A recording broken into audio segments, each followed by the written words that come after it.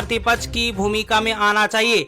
विपक्ष की सबसे बड़ी पार्टी होने के बावजूद पिछले 2 लोकसभा में कांग्रेस 10% सीटें भी नहीं ला पाई थी, जिसके चलते उसे नेता प्रतिपक्ष का दर्जा नहीं मिला। इस बार पार्टी को 99 सीटें मिली है। इसके बाद कांग्रेस नेता प्रतिपक्ष के पद का दावा कर सकता है। दिल्ली के 28 लाख लोगों को पानी रोक रहा हरियाणा। अतीसी ने पीएम मोदी को लिखा पत्र। दिल्ली में पानी की किल्लत को लेकर जनता पहले है। इस मुद्दे पर दिल्ली की जल मंत्री अतीसी ने कहा कि दिल्ली में कुल पानी की सप्लाई 1050 मिलियन गैलन है, लेकिन हरियाणा से पानी कम आया। इसी बीच अतीसी ने पीएम मोदी को लिखा पत्र। हरियाणा में पानी का जबरदस्त संकट मंडरा रहा है। अडानी ने मारी पलटी, मोदी नहीं कांग्रेस की सरकार ने कराया देश का विकास। देश में फिर होगा लोकसभा चुनाव। मानसून के बाद चुनाव आयोग करेंगे तारीखों का ऐलान।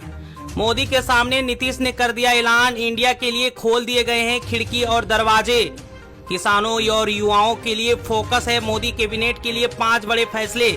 मोदी सरकार 3.0 की बुधवार की दूसरी कैबिनेट की बैठक हुई। इसमें 5 बड़े फैसले लिए गए।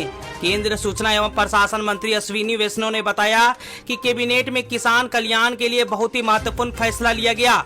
कैबिनेट ने खरीफ के 14 फसलों को एमएसपी बढ़ाने का फैसला लिया गया है।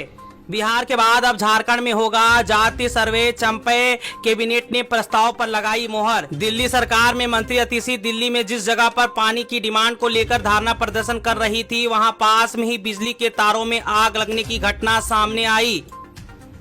नीट मामले में यूपी के पूर्व सीएम और बीएसपी के चीफ मायावती एक्स के जरिए कहा कि सरकार को नीट पेपर लीक मामले के मुख्य आरोपियों के विरुद्ध सख्त कार्रवाई करना जरूरी। शिवसेना यूबीटी नेता संजय रावत ने शुक्रवार को दावा किया, महाराष्ट्र, दिल्ली और झारखंड में केंद्र एजेंसियों द्वारा गिरफ्तार किए गए विपक्ष नेताओं के खिलाफ कोई सबूत नहीं है। दिल्ली के मुख्यमंत्री अरविंद केजरीवाल को एक अदालत द्वारा जमानत दिए जाने के बाद 1 दिन के बाद रावत की यह टिप्पणी आई।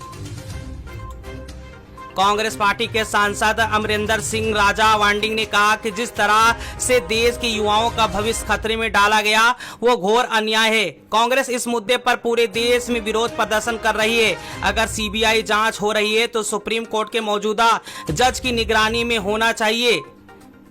नीट मामले पर कांग्रेस पार्टी देशव्यापी प्रदर्शन कर रही है। देश के सभी प्रदेशों में कांग्रेस नेता सड़कों पर है। यूपी कांग्रेस अध्यक्ष अजय राय को पुलिस ने हिरासत में ले लिया है।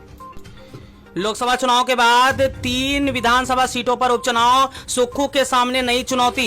हिमाचल प्रदेश में लोकसभा चुनाव के बाद 3 विधानसभा सीटों पर उपचुनाव होने जा रहा है। भाजपा के 3 निर्दलीय विधायकों को अपना उम्मीदवार बनाया है, जबकि कांग्रेस में नालगढ़ और हमीरपुर से पिछले उम्मीदवारों हरदीप सिंह बाबा और भूपेंद्र वर्मा को उम्मीदवार बनाया।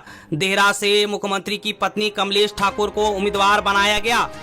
नीट मामले पर यूपी के पूर्व सीएम और बीएसपी की चीफ मायावती ने एक्स के जरिए कहा कि सरकार को नीट पेपर लीक मामले के मुख्य आरोपी के विरुद्ध सख्त कार्रवाई करना जरूरी। नीट मामले पर कांग्रेस पार्टी का देशव्यापी प्रदर्शन जारी। देश के सभी प्रदेशों में कांग्रेस नेता सड़कों पर है। यूपी कांग्रेस अध्यक्ष अजय राय को पुलिस ने हिरासत में ले लिया।